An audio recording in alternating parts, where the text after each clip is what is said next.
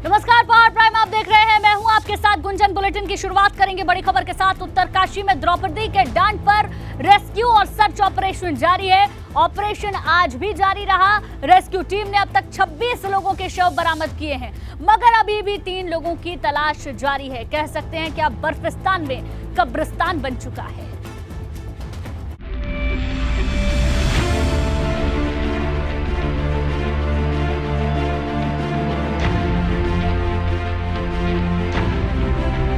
हिमालय की बेहद ही दुर्गम चोटियां, जहां साल भर बर्फ जमी रहती है।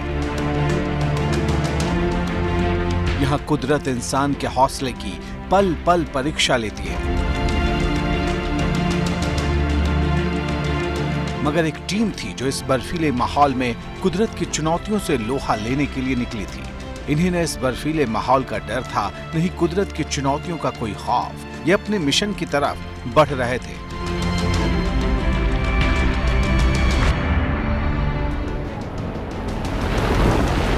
मगर तभी एक ऐसा बर्फीला बवंडर आया कि कुछ ही देर में सब कुछ तहस नहस हो गया।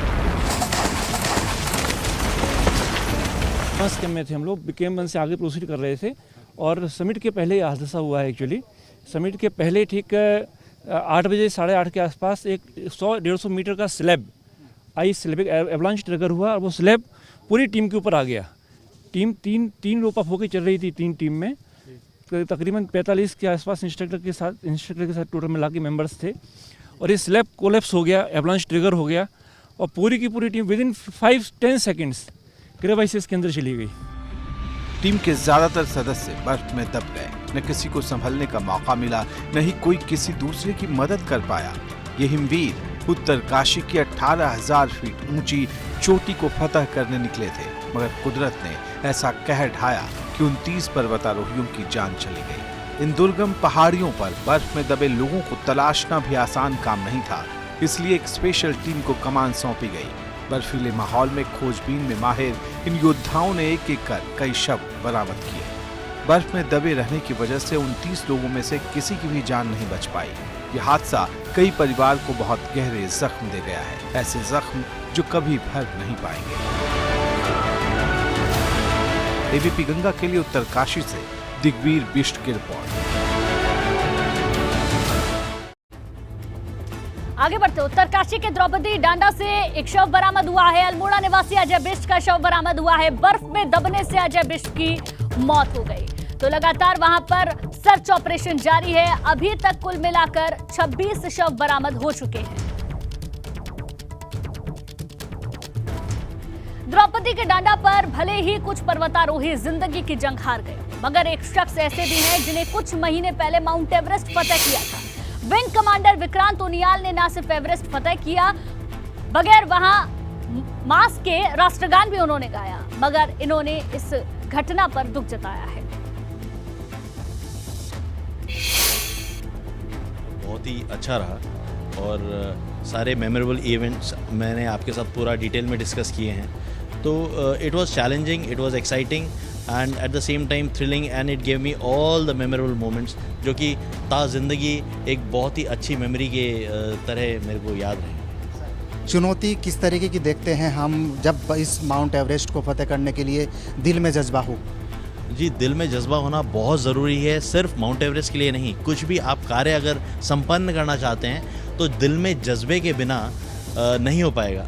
राष्ट्रगान गाना एक बहुत ही बड़ी चुनौती थी उस ऑल्टीट्यूड पे बिना ऑक्सीजन के, बट बिना ऑक्सीजन के कितनी देर आप सस्टेन कर सकते हैं उसका नॉलेज होना अनिवार्य है। There are 2 terms which are known as time of consciousness and time of useful consciousness. At that altitude वो 30,000 फीट का मैंने स्टडी किया था, मूल्यांकन किया था कि आप एक नॉर्मल बॉडी कितनी देर तक सस्टेन कर सकती है बॉडी। प्लस उससे पहले कुछ एक्सरसाइजेज भी करी थी, उसकी काफ़ी प्रैक्टिस की गई थी। तो वो जो इवेंट हमने वहाँ पर किया है वो बिना प्रैक्टिस और बिना नॉलेज के नहीं किया है। उत्तरकाशी में खराब मौसम की वजह से सर्च ऑपरेशन में परेशानी हो रही है। उत्तराखंड के ऊंचाई वाले इलाकों में बर्फबारी हुई है। जोशीमठ पिथौरागढ़ के बर्फबारी की तस्वीरें भी कुछ सामने आई हैं। हेमकुंड साहिब की पहाड़ियां तो बर्फ से ढक चुकी हैं। देखिए रिपोर्ट।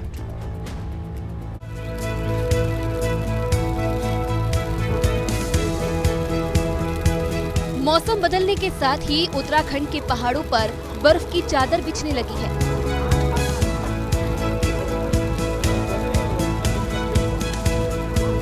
धारचूला की ऊंचाई वाले इलाकों में बर्फबारी हो रही है। उच्च हिमालयी क्षेत्र गुंजी में ये बर्फबारी की तस्वीर है, जहां बर्फ ऐसे गिर रही है मानो सर्दी का मौसम आ गया हो।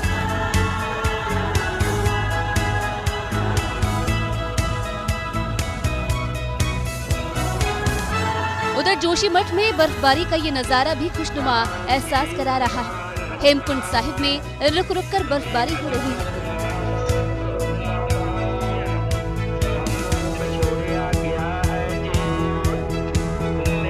हेमकुंड परिसर में बर्फ गिरी है तो वहीं उसके आसपास की पहाड़ियों की चोटियों पर भी बर्फ जम गई है। हेमकुंड साहिब के कपाट बंद होने में अब महज 3 दिन का वक्त बचा है।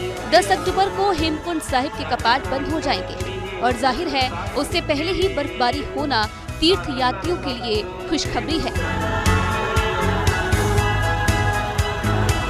एबीपी गंगा के लिए जोशीमठ से रणजीत रावत के साथ धारचूला से नीरज की रिपोर्ट।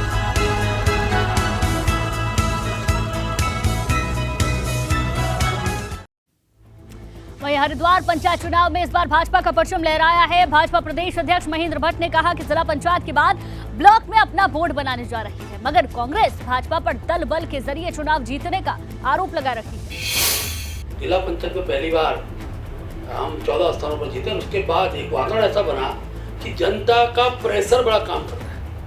हर जनता पर जितना विकास है तो उनको पता है कि राज्य के अंदर विकास भी कर सकता है तो भारतीय जनता पार्टी सरकार में हो सकता है, और उसी जनता के प्रेशर से ही सभी सदस्यों ने हमको समर्थन दिया।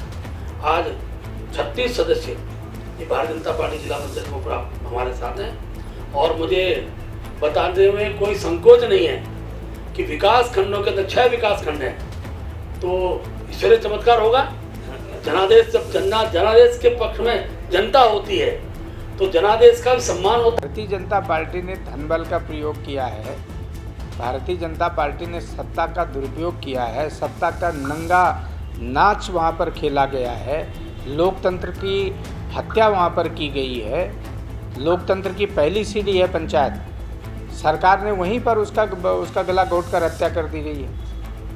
आप क्या कह रहे हैं? वो भारतीय जनता पार्टी जो अपने आप में कह रही कि हमारी सरकार बन रही है, यहाँ की चोरी की, वहाँ की चोरी की, वहाँ डकैती डाली, इस तरीके से आपने मेंबर अपने जमा किए। रुद्रपुर के किच्छा में कोल्ड ड्रिंक्स बनाने वाली एक नामी कंपनी के गोदाम पर आयकर विभाग की छापेमारी हुई है।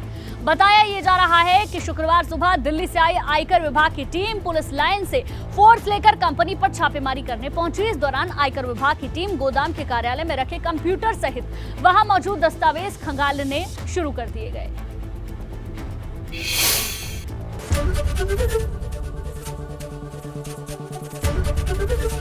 एबीपी गंगा, खबर आपकी, जुबान आपकी।